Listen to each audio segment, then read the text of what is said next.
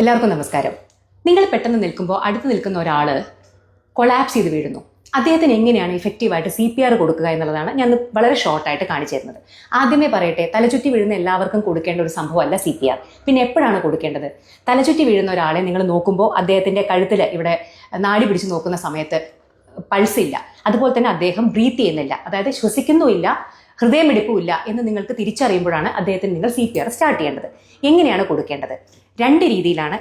രണ്ട് കാര്യങ്ങൾ നമ്മൾ കൊടുക്കേണ്ടതുണ്ട്. ഒന്ന് കാർഡിയക് കംപ്രഷൻ, അതാണ് വളരെ ഇമ്പോർട്ടൻ്റ് ആയിട്ടുള്ള സംഭവം. കാരണം അധിക രീതിയിലും പൾസ് ഇല്ലാത്ത, അതായത് ഒരു പൾസ് ഇല്ലാത്ത ഒരു പേഷ്യൻറ്റ് പെട്ടെന്ന് കൊളാപ്സ് ചെയ്യുമ്പോൾ അതിൻ്റെ കാരണം 99% കാർഡിയക് അറസ്റ്റാണ്. അതുകൊണ്ട് തന്നെ കാർഡിയക് കംപ്രഷനാണ് ഏറ്റവും ഇമ്പോർട്ടൻ്റ് ആയിട്ട് നിങ്ങൾ കൊടുക്കേണ്ടത്. നിങ്ങൾ തനിച്ചാണെങ്കിൽ നിങ്ങൾ ബ്രീത്ത് കൊടുക്കേണ്ട കാര്യമില്ല, കാർഡിയക് കംപ്രഷൻ മാത്രം കൊടുത്താൽ മതി. എന്നാൽ 2 പേരെങ്കിലും ഉണ്ടെന്നുണ്ടെങ്കിൽ പറ്റുമെങ്കിൽ 30 കാർഡിയക് കംപ്രഷൻ കൊടുക്കുക, അതിൻ്റെ ശേഷം 2 റെസ്ക്യൂ ബ്രത്ത് കൊടുക്കുക. കൂടെ തന്നെ പെട്ടെന്ന് തന്നെ ഒരു എമർജൻസി, ഒരു ആംബുലൻസിനെയോ പോലീസിനെയോ നിങ്ങളുടെ കയ്യിലുള്ള എമർജൻസി നമ്പറിലേക്ക് വിളിച്ച് പെട്ടെന്ന് തന്നെ മെഡിക്കൽ ഹെൽപ്പ് നിങ്ങൾ സീക്ക് ചെയ്യണം.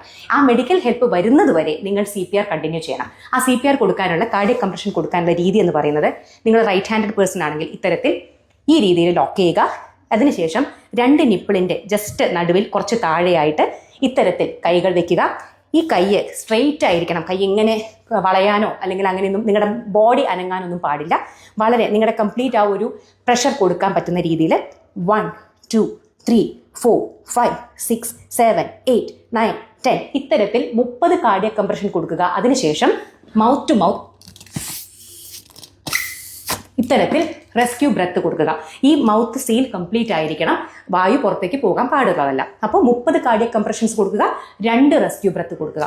ഈ കാർഡിയക് കംപ്രഷൻ കൊടുക്കുന്ന സമയത്ത് 1 മിനിറ്റിൽ, അതായത് 60 സെക്കൻഡിൽ 100 മുതൽ 120 വരെ കാർഡിയക് കംപ്രഷൻസ് കൊടുത്തിരിക്കണം. അതുപോലെ തന്നെ എത്ര ഡെപ്ത് എന്നുള്ളത് 5 സെന്റിമീറ്ററാണ് ഡെപ്ത്.